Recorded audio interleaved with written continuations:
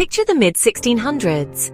Imagine a world vastly different from the one we know today, a time of exploration, colonization, and burgeoning trade routes.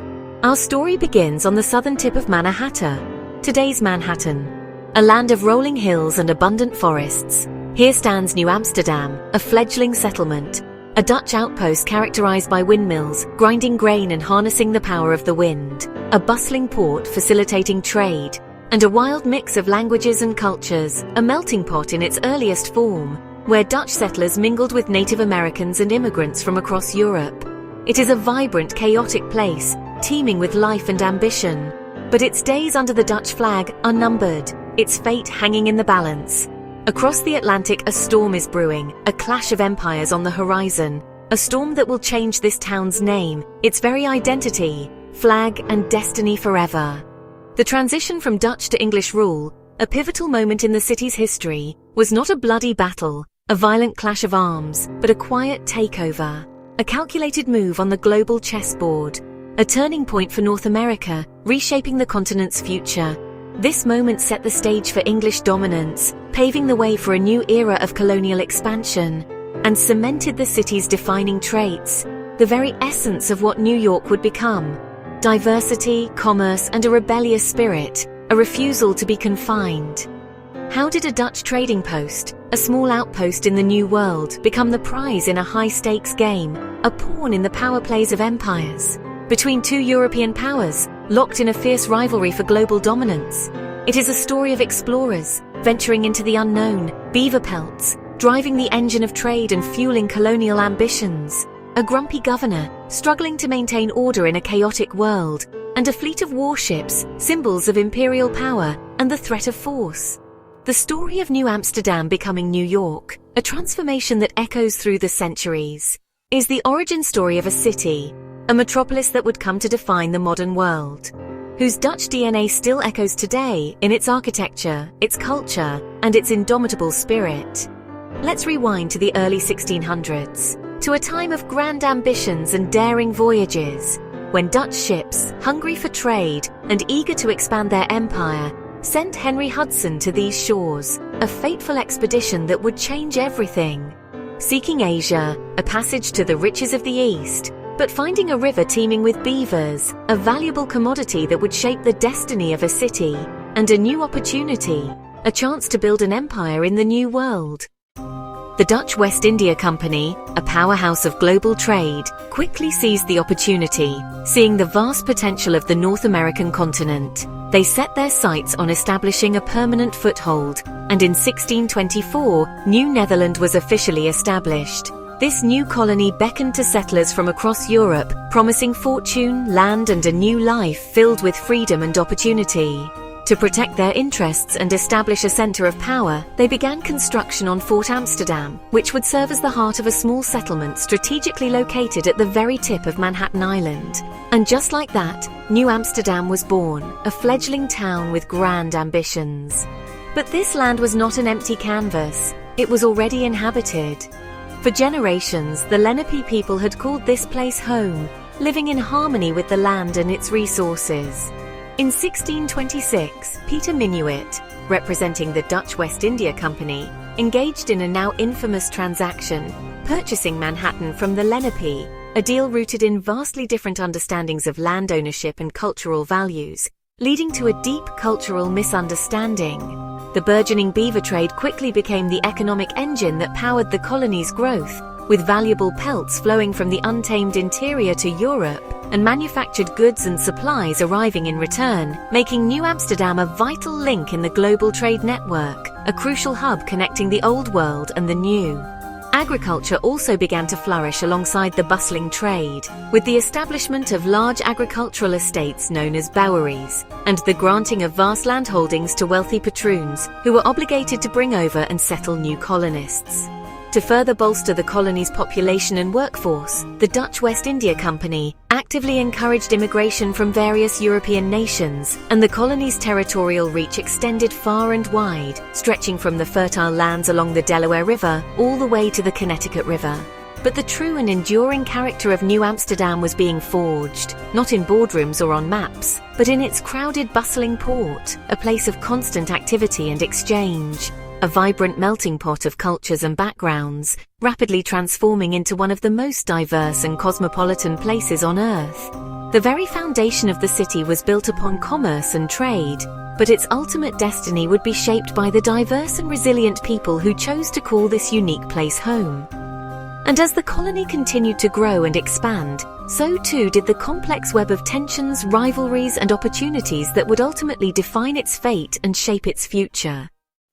Life in New Amsterdam was radically different from the English colonies. Here, diversity was the norm, not the exception. The Dutch West India Company cared more about profit than piety, welcoming anyone willing to work. By the 1640s, you could hear 18 languages on the streets, a cosmopolitan experiment on the edge of the wilderness. Religious tolerance was practical. Lutherans, Catholics, Anglicans, and even Jewish refugees found a home here. This pragmatic openness created a unique social fabric, setting the stage for New York's multicultural identity. The city's Dutch character was visible in its winding streets, gabled houses, and even canals.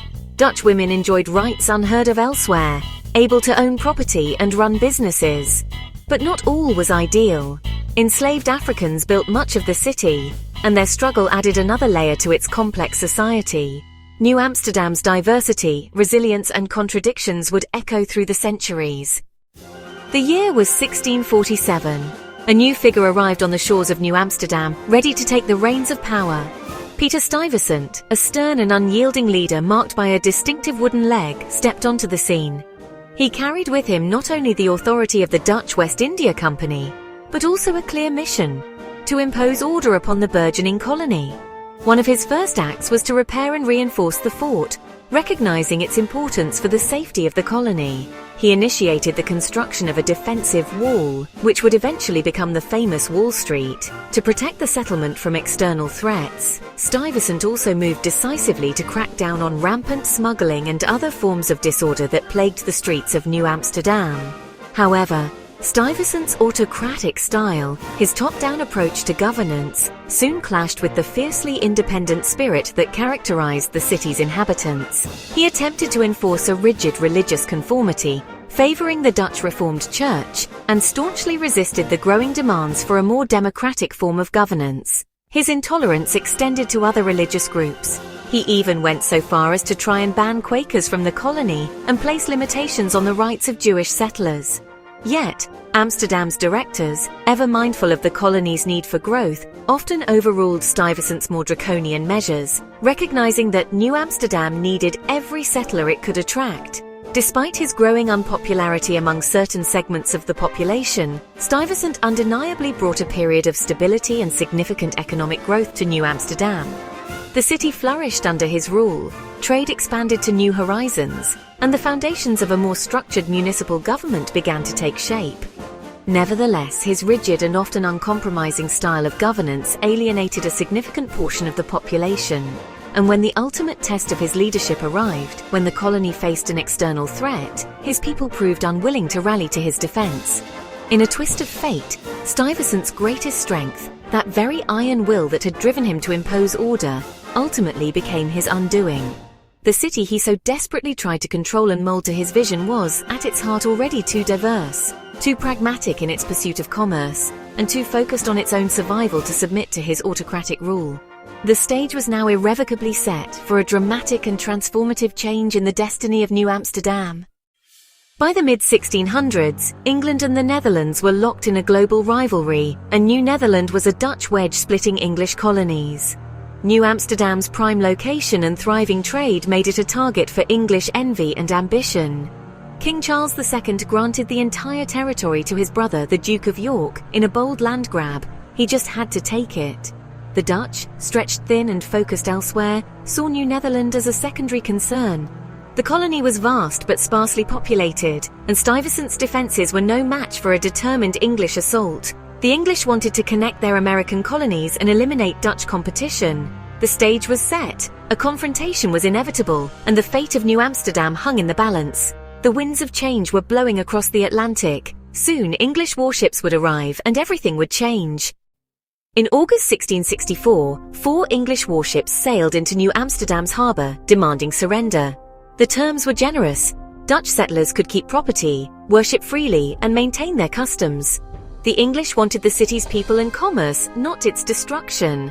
Stuyvesant raged, but the townspeople, pragmatic and weary, refused to fight for a company that had often neglected them. With no support, Stuyvesant relented. On September 8, 1664, he surrendered, and New Amsterdam became New York without a shot fired. The English swiftly took over, renaming the city and colony for the Duke of York. Life continued much as before, just under a new flag. The peaceful transition connected English colonies along the coast and marked a new era. The city's Dutch roots, however, remained deeply embedded. New York's story was just beginning. The English takeover did not erase New Amsterdam's Dutch legacy. It absorbed it. Dutch customs, language, and institutions persisted for decades, shaping the city's character. Even Peter Stuyvesant stayed, living out his days on his farm, the Bowery, north of the old city wall.